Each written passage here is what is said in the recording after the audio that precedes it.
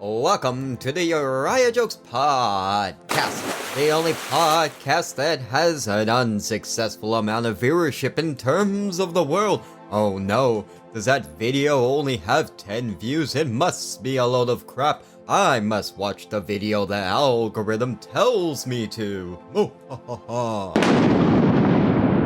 Well, that was absolutely fantastic, but today is just like every other day. And why is it just like every other day? Because it's another day where Uriah is joking, which makes it not like every other day. It makes it better than any other day.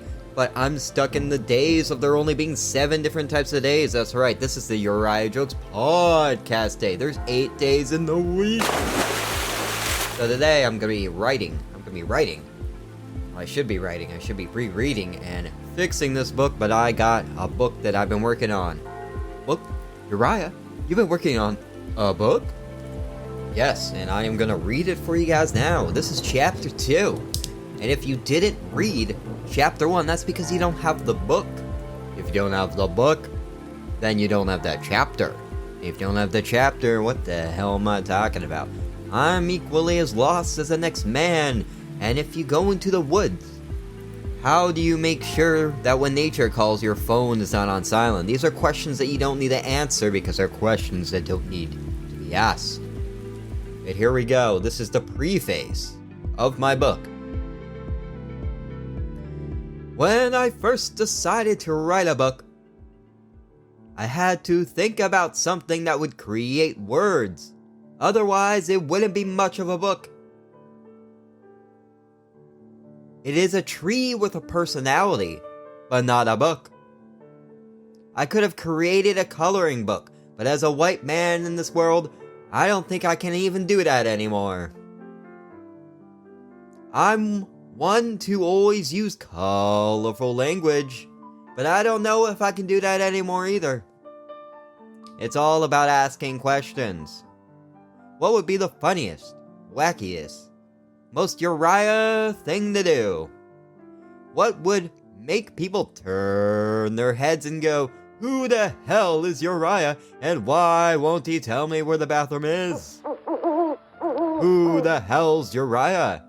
Who do I see about my neck problems?" That's right, because I'm making their heads turn, and that's giving them neck problems. You'll need to ask yourself those same questions, and those same questions have no answers other than the ones I can already give to you, because I have no idea what questions you're going to ask yourself on this comedic journey. That's right, Uriah's book is so unexpected, it's gonna give people whiplash by hearing that he did write a book. It's gonna be an epidemic of people snapping their neck back when they hear I wrote a book, maybe a bad book, maybe a good book. There's no way in hell he'll write a book. A book is exactly what would be the most ridiculous thing in this world for Uriah to do. Uriah, a self-published author, funded entirely by Dogecoin and broken dreams at a restaurant. That rings off the top of the tongue like any other words that are spoken. But these words are written down in a book to be sold for cold, hard cash, only to be left in the free bin. They do say freedom isn't free. Well, that book cost me a lot of money, and now the book is free, so I don't even know what the hell that means. The cash doesn't even need to be cold. It can be hot, slimy debit cards for all I care. Of course, I would leave some blank pages for the literary kingmakers to go, "Nope, this book sucks," and write their own notes on the page to send the book back to me. Then I use the revised notes for a second edition where those same kingmakers have to go against their very words. That's right, king me. You king me, I'll king you. I'd be the first to ever publish a book just to get back at my English, Spanish, German, French teacher who told me I would never be successful in my life until I applied myself. Well, I applied myself all over this book. I may not be successful from this book, but I am a published unsuccessful man with a successful book to follow in the footsteps of his ancestors. I just wish they were wearing shoes. A successful man never asks where the bathroom is. They create the bathroom. They already know that where the bathroom is in their head, is in their way of life. My ancestors' footsteps are too small to follow anyways. But it's been centuries. My ancestors aren't around anymore to see my lack of accomplishments.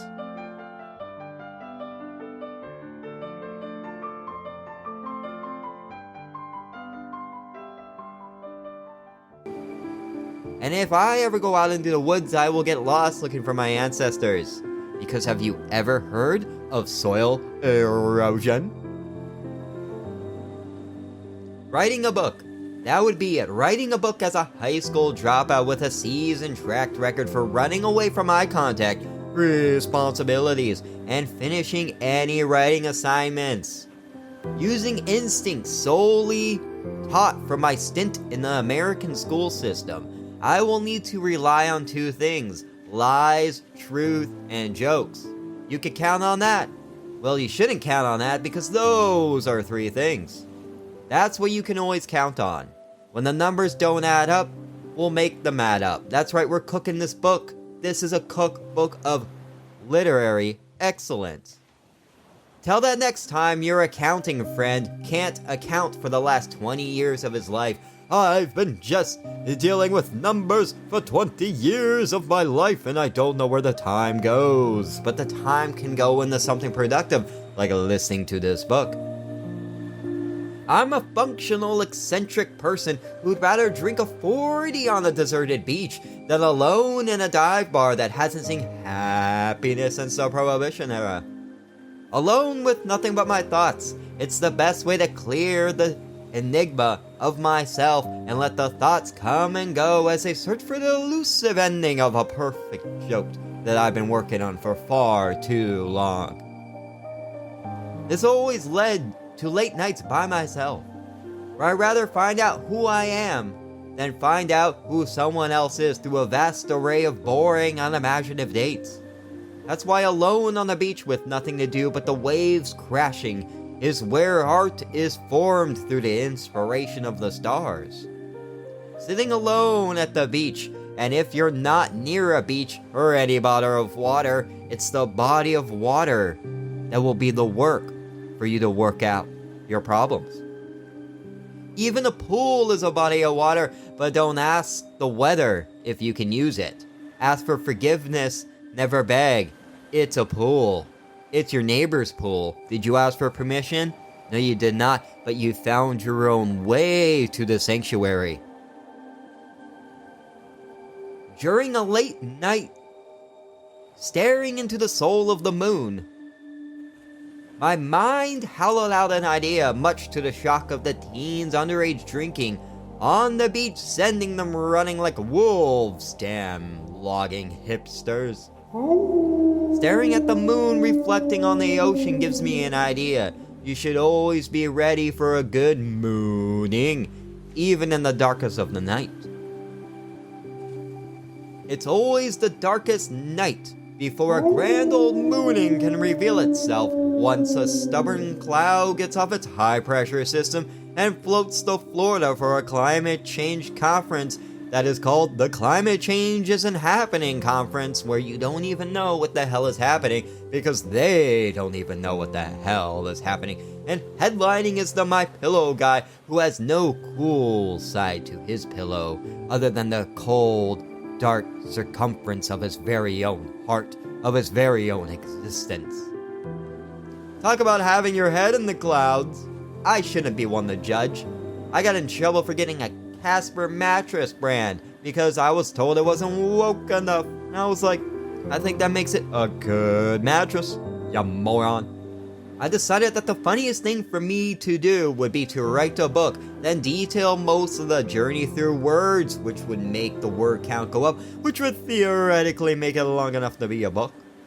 Those words can also be part of the book, which would buy me so much more space to get the word count to where it needs to be. You don't need to buy space if the space is just unused parts of your brain. In school, I learned lots of things. When I should have been focusing on actual things I needed to learn instead of getting creative with ways to not do anything in school, but still pass to the next grade. If anything, I've been working my entire life to be a comedian. I always went for the joke over any other boring option. A lifetime of scorn is worth 1,000 seconds of laughter. Always go for the joke. Because if you trip up over the words, there will always be laughter as you fall down from the grace of the seat down to the floor. This always came as a detriment to other students and teachers. There's certainly some kids working at an Applebee's because I had a great joke to think of dozens of times a day. To you, I say I'm sorry. To you, I am sorry, but you did get years of free jokes, so let's call it $25 and we're all good. How about a free appetizer when I come into Applebee's to see how you're doing? When it came to writing a book report for school, there were two things I always held dear to me in order to coast through school on my jokes as a common nuisance of a man. I was the very antithesis of the invisible class clown community I created in my head. Easy things are 1.5 spacing, so you have to write word for the book report, using the thesaurus to use a bigger word for a smaller word, tricking the teacher into thinking the book report is long enough to just be long enough for the April Fools that they have all become. Because why be a fool one day out of the year when you can be a fool 363 days out of the year? I also realized that if I write really poorly, the teacher will just give me the minimum score to not have to deal with me again in the next year. That's right, I passed multiple grades in school because the teachers didn't want to deal with me anymore. And if that's not cutting corners in a miraculous, dignified, creative way, I don't know what to tell you guys, you moron. Find your own way to the next chapter. Shortcuts are how you get ahead in life.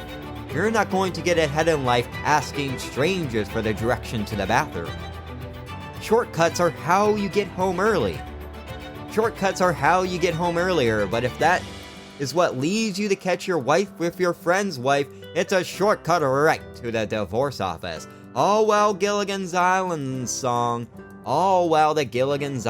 theme song plays in the background. Is it making you more angry about catching your cheating wife or questioning why Gilligan's Island is playing in the background? What are you gonna do? Take the long way to the divorce office?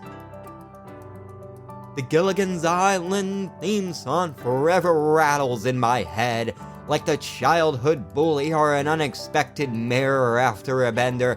Oh, you better be ready because this book has twists and turns, and this has been the expert of the Uriah Jokes Podcast.